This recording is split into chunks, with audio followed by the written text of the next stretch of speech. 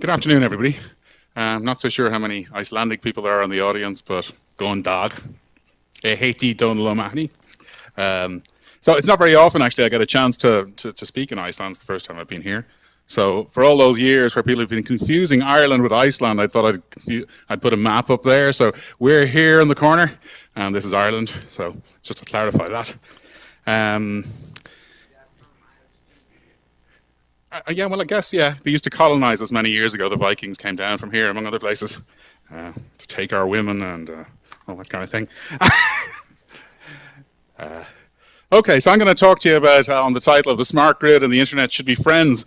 Maybe not too many musical fans in the audience. Indeed, I'm not a musical fan, but just to explain where it came from, a very short video clip. Kanji included.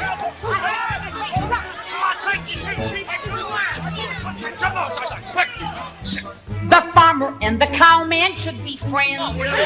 Oh, the farmer and the cowman should be friends. One man likes to push a plow, the other likes to chase a cow, but that's no reason why they can't be friends. Okay, bit of a change from what you've been listening to up to now, I guess.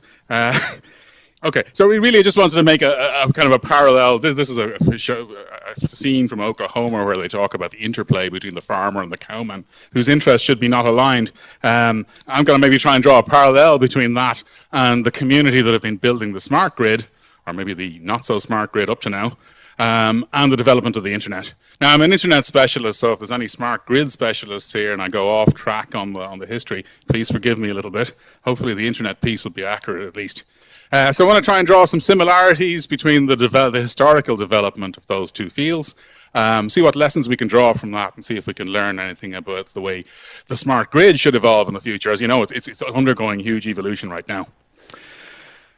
So I look at, I guess, how far the grid has come up to now, what the pressures are on it to change, try and make the case that time is very much, there's bottled up change, and we're just ready for a paradigm shift in that area.